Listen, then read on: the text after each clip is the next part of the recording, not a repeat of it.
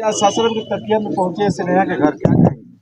जी देखिए, यहाँ पे मैं आई थी और यहाँ पे श्रेया के परिजन से मैं मिली हूँ और मुझे बहुत दुख हो रहा है ये सुन के कि आज भी इतना मतलब आगे हम लोग बढ़ चुके हैं, लेकिन फिर भी बेटियाँ कहीं सेफ नहीं है। यूपी की घटना है, ये बनारस की घटना है और उनके माताजी के द्वारा अभी सुनने में आया कि यूपी की पुलिस ये कह रही थी कि बिहार के लोग अनपढ़ होते हैं, जाहिल होते हैं और ये कह के इनको ताना मारा जा रहा है। डेड बॉडी को पहले ही जला दिया जा रहा है बिना परिवार के मतलब बिना परिवार के आदेश के। तो ये गलत चीज़ है, ऐसा नहीं होना चाहिए और इस चीज़ के लिए हम लोग खड़े हैं और मैं आग्रह करती हूँ हमारे यूपी के मतलब प्रशासन से, बिहार के प्रशासन से कि इस बात को एकदम से ध्यान में रखा जाए और कड़ी से कड़ी कार्रवाई की जाए इस पे। एक बेटी का सवाल है और जब तक हम इस चीज़ को इग्नोर करेंगे, ऐसी समस्याएं हमारे मतलब होती रहेंगी। इस चीज़ को बढ़ावा मिलेगा अगर इस चीज़ का समाधान नहीं किया जाए, तो ये बहुत गलत चीज़ है। आप एक माँ का दर्द देख सकते हैं, क्या इनकी बेटी वापस आएंगी? आप लोग देखें, इन पूरी तरह से ये टूटी पड़ी हैं। आप हम पूरी मीडिया को, हमारे पूरे समाज को इस चीज़ को लेके आवाज़ उठाना चाहिए। अगर ऐसे ही चुप रहा लोग तो फिर बेटियों को इंसाफ नहीं मिल पाएगा। सरकार द्वारा एक नारा दिया जाता है कि बेटी बचाओ बेटी पढ़ाओ, तो देखा जा रहा है कि बेटी ही सुरक्षित नहीं है, यूपी हो या फिर बिहार हो। जी बिल्कुल, आप देखें, आए दिन ऐसी घटना सुनने में आ रही है, तो कहाँ से बेटियाँ सेफ है? अगर ऐसी ही घटना होते रहेगी तो फिर हम कैसे बेटियों को पढ़ाएंगे और कैसे बढ़ाएंगे बेटियों को? एक बहुत बड़ा ये सवाल है और ये बहुत हर किसी से होना चाहिए सवाल कि ऐसे कैसे मतलब होगा? अगर बेटियों को ऐसे ही बेटियों के साथ होते रहेगा तो फिर बेटियाँ कैसे आगे बढ़ेंगी? जैसे कि मैडम बताया जा रहा है कि प्रधानमंत्री का संसदीय क्षेत्र है, वहाँ के बगल में बीजेपी कार्यालय भी है जी। और सरकार से क्या मांग करती हैं? जी बिल्कुल, हम हाथ जोड़ के अपने आदरणीय प्रधानमंत्री जी से और मुख्यमंत्री योगी जी से हम आग्रह करना चाहते हैं कि इस बात पे उनको ध्यान देना चाहिए, मतलब एकदम सीरियस एक्शन लेना चाहिए और इस चीज़ पे बहुत जल्दी कार्रवाई होनी चाहिए। स्नेहा के मां के साथ इंसाफ की लड़ाई में क्या ज्योति सिंह हर वक्त खड़ा रहेगी? जी, बिल्कुल मैं खड़ी हूँ। अगर मुझे दिन-रात मैं बिल्कुल नहीं देखूँगी, जब भी इनको मेरी ज़रूरत होगी मैं इनके साथ हूँ और हर कदम पे इनके साथ मैं खड़ी हूँ।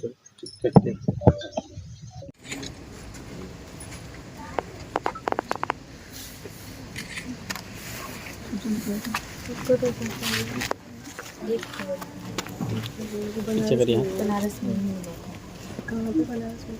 बता दीजिए। बनारस में गुरुग्राम चौराहा पर भेलीपुर थाना। अच्छा, भेलीपुर थाना जी। वहीं पे पढ़ाई की गई थी।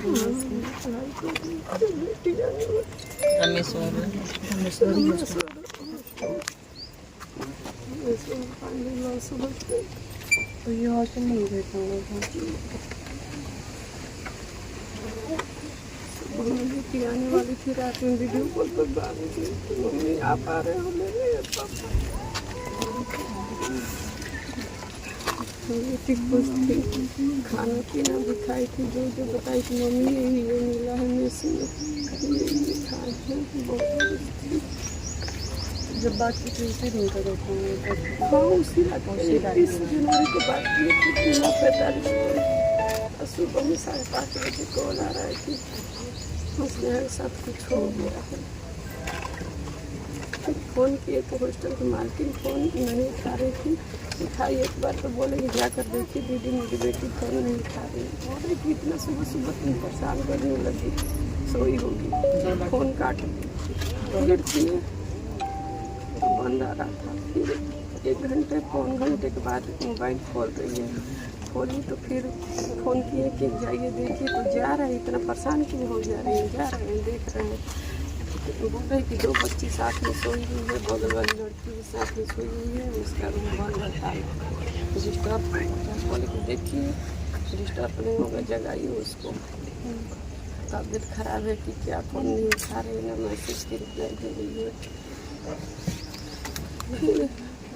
ऐसे धीरे धीरे आवाज़ दे रही है स्नेहा।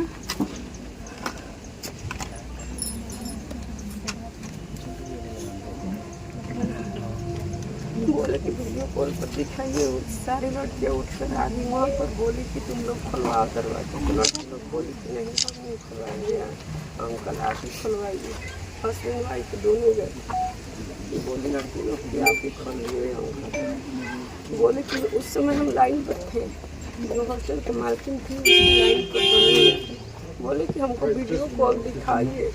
बस इतना बोलते ही फोन काट के नहीं दिखाई। मेरी बेटी का पूरा जितना सबूत था उतना मिटाने का कोशिश किया गया। वहाँ पर हर तरह से सबूत मिटा दिया गया। यहाँ तक कौन सा हॉस्टल है, गुरुग्राम चौराहा पर थाना में पड़ेगा, Pandey girls, Rameshwar Pandey girls hostel. पूरा फैमिली उसमें रहता है। रामेश्वर जी के 2 बेटा है, 2 बहू है, 3 पोता है। पूरा फैमिली उसी हॉस्टल में रहता है। एक बहू नीचे रहती है, नीचे फ्लोर पर, बड़ी वाली ऊपर में रहती है बीच में। हमारी बेटी 4th बिल्डिंग पर रहती थी।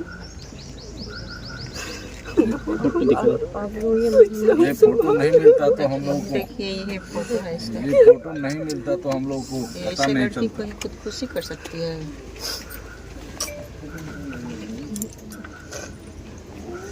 ऐसा कोई है ये नहीं है कि वजह भी नहीं है कि वो कर सकती है।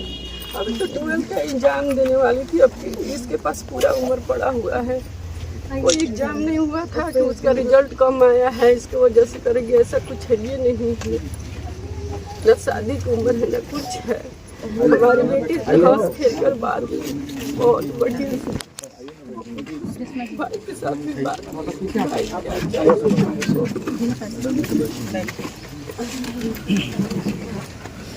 मतलब ऐसे होता कि जला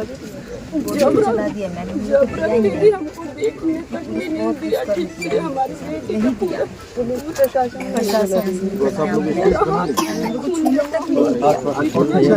दोनों हाथ में इतना दूर से खून जमा हुआ था। बेटी का कड़ा पानी धंसा हुआ था। बहुत दर्दनाक मौत। लेकिन हॉस्टल के जो मालिक है, मालकिन है, उनके चेहरे पर जरा भी इस बात का गम नहीं था कि हमारे हॉस्टल में ऐसा कांड हुआ है। एकदम लग रहा है कि कुछ वहाँ पर नहीं हुआ है। उस तरह से एकदम खुद बोल रहे हैं कि आपकी बेटी बहुत अच्छी थी। बेटी अच्छी थी तो फिर मेरी बेटी के साथ हुआ कैसे? पूरा हॉस्टल की लड़की रो रही थी कि आंटी इसने ऐसा कभी नहीं कर सकती। हम लोग से हंसना बोलना, मतलब खाना खाने जाते थे मेस में तो लड़कियाँ जहाँ रहती है तो हंस बोल लेती है, उस टाइप की लड़की नहीं थी। इसके साथ बहुत गलत हुआ है। पूछे भी कि तुम लोग को पता नहीं चला तो हॉस्टल की लड़की रात में जगी रहती है, 3 या 4 बजे सोती है। 3-4 के बीच में हमारी बेटी का हत्या कर दिया गया।